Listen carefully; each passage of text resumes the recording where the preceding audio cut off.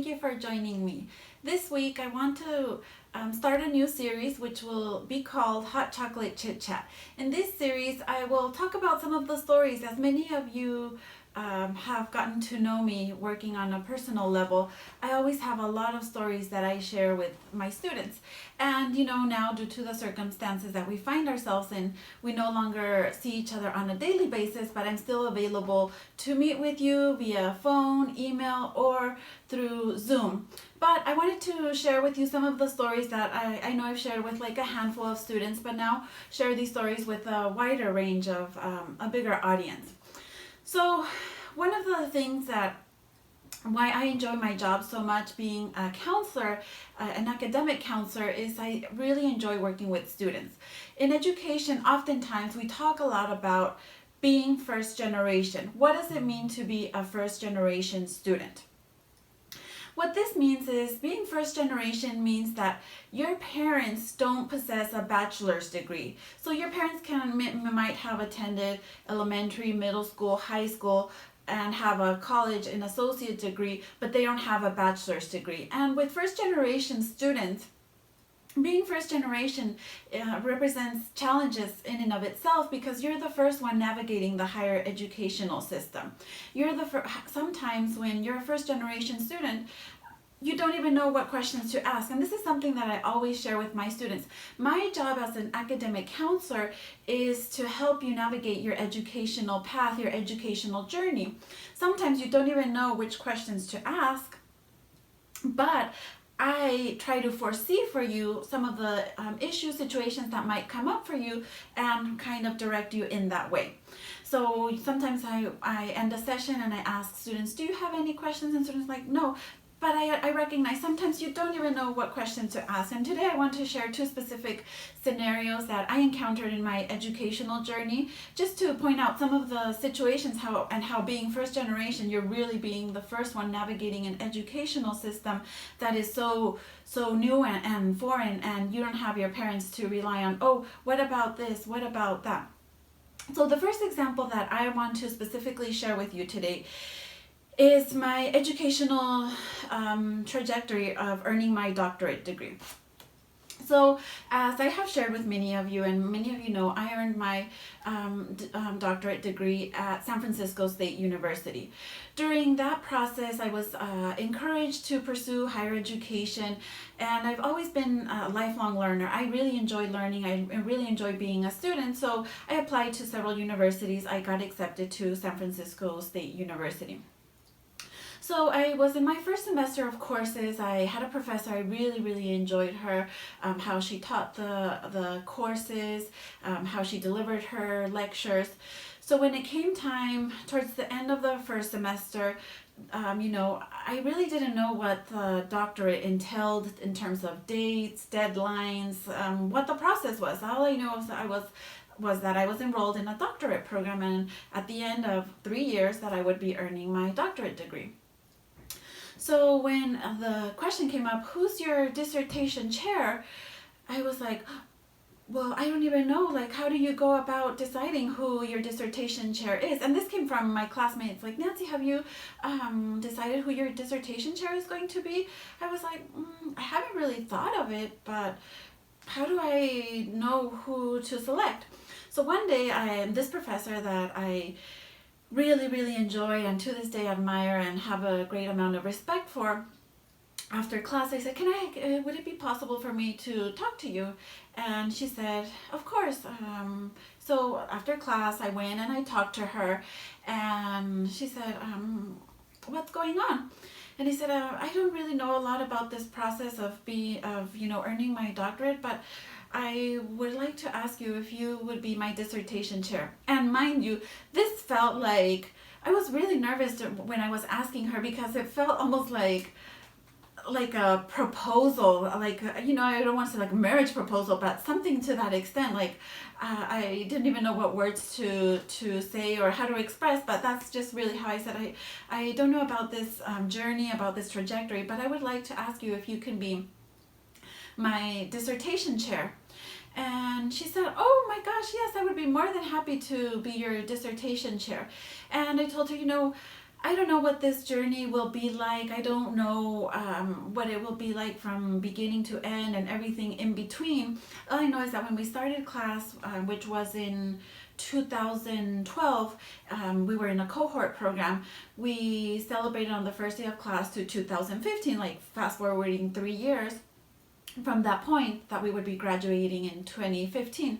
So I told my dissertation chair, I just want to share with you that I don't know what this process entails, but one thing that I have very clear in my mind is that I want to make sure that I graduate in 2015. So if you can guide me along the way, whatever it is that I need to do in terms of writing, reading, reports, whatever it is, I was like, I don't even know in my mind like what this process will entail, but if you can help guide me in that so that I can achieve my goal. I want to make sure I graduate in 2015. So if we can work backwards, I would really appreciate it.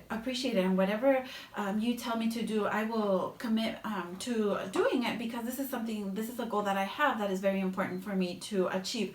And like I said, I don't know what the steps will be like, but I do want to make sure that I achieve that goal, that I graduate in May 2015. So whatever it takes, I will do.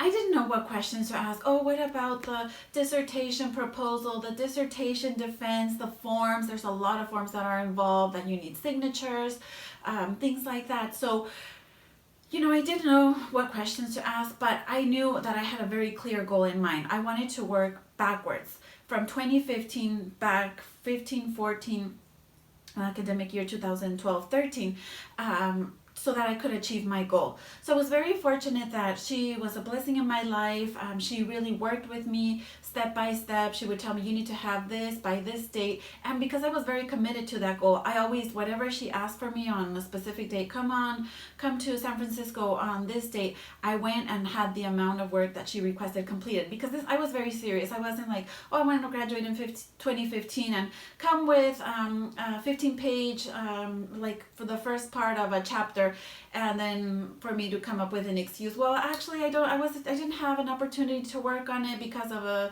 X, Y, or Z. I never was like that. I would always go to my appointments with the documentation that was required of me, because I was very committed with that goal. But this kind of just illustrates, I didn't even know what questions to ask when I asked her to be my dissertation chair, because I had no idea what the process was like. But I had a clear goal in mind. I want to finish on this date, and then from there I worked backwards. Second example I have was purchasing my cap and gown for my doctorate degree. So I had gotten my bachelor's degree, my master's degree, my high school graduation cap and gown, and I was used to a price range of maximum $50. I would say maximum less than $100. That's always what I had in my mind. So fast forward to 2015, it's time to purchase our cap and gown, go to the bookstore so they can take our head measurements and our measurements for our gown.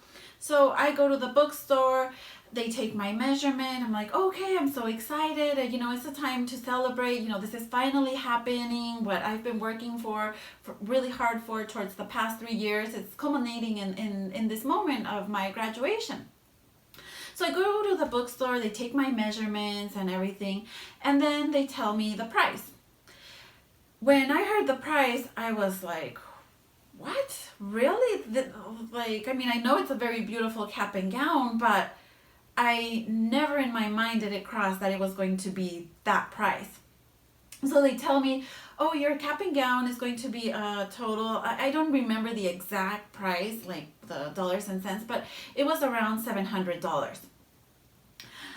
I could not believe it. I remember the next session that I met with my classmates, my cohort, I remember asking them, like, did you know that the cap and gown was going to be like around $700? And I didn't just ask one classmate, I asked a couple of classmates, and they were like, yeah, Nancy, you had no idea?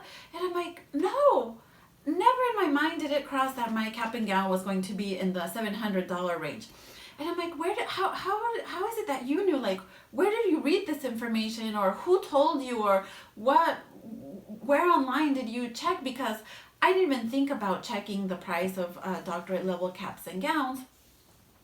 And they're like, oh, it's just common sense. Like I can't pinpoint like where I found out that information, but I just knew that that was the cost of the doctorate level cap and gown.